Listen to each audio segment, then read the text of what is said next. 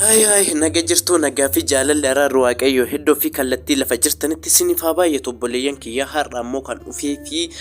paaspoortii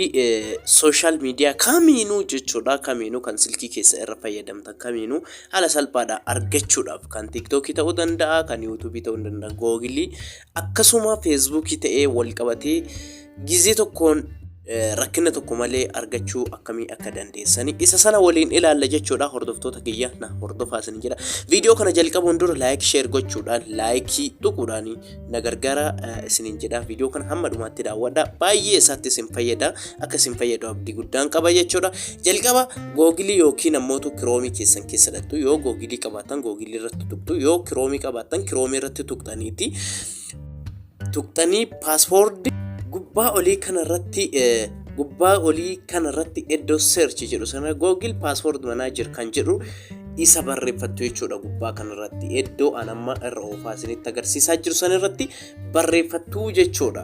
erga isarratti akkasitti barreeffattanii kaatanii search gootaniiti kunoo inni Google Passport Manager inni jedhu kun isinii dhufaa jechuudha erga inni isinii dhufee jedheeti qalaalumatti salphamatti kunoo wanti isin fayyadamta hundumtinuu PayPal qabatee Zoomii akkasuma Facebookii Googilii TikTokis yoo qabaatanii TikTokiin wanti isin fayyadamtan hundumtinuu tarreetti dacha'ee isinii dhufaa jechuudha amma an fakkeenyaaf kan Facebookii yoo hin barbaada ta'e kan Facebookii irraanfadheera yoo ta'e as tuqaa jechuudha Facebook irratti al tokkoof ni tuqtu yoo Facebook irratti tuqtanii jettanii Facebook irratti yoo tuqtanii al tokkoof kilik yoo gootanii akkanatti isinii baha jechuudha yoo inni akkanatti isinii bahee jedhe iddoo tuqtu ergasiin booda yoo inni keessa isin seensise iddoo gabatee isiniif kennutu jira gabateen fakkeenyaaf pataarni na gaafata dura pataarni silkii keessanii yoo isin gaafate pataarni silkii keessaniitiin bantu keessa isin seensisa jechuudha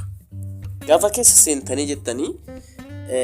already paaspoortii fi intini isaa kun fide jechuudha ila kunooti asinna fide jira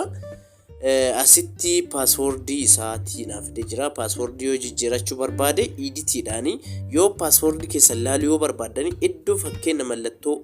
ija namaa fakkaatu tana isii irratti tuqxan taanaani isinii bahaa jechuudha kanaafi paaspoortii irraanfattan kamiinuu isinii fida Facebook Gmail dha waan banee jiruu fi akkasuma paaspoortii Googilii isinii fida jechuudha kan Googilii fi YouTube wal qabata waan ta'eef kan Googilii isinii fida jechuudha hunduma isaatu haala salphaadhaan akkanatti argachuu dandeetta isiniin jedha hordoftoota tiyya namoonni viidiyoo kana daawwataa jirtan laayikii gochuudhaan akkasuma laayikii fi koomentiidhaan gaafii qabdan kamiinuu nagaafachuu dandeetta isiniin jedha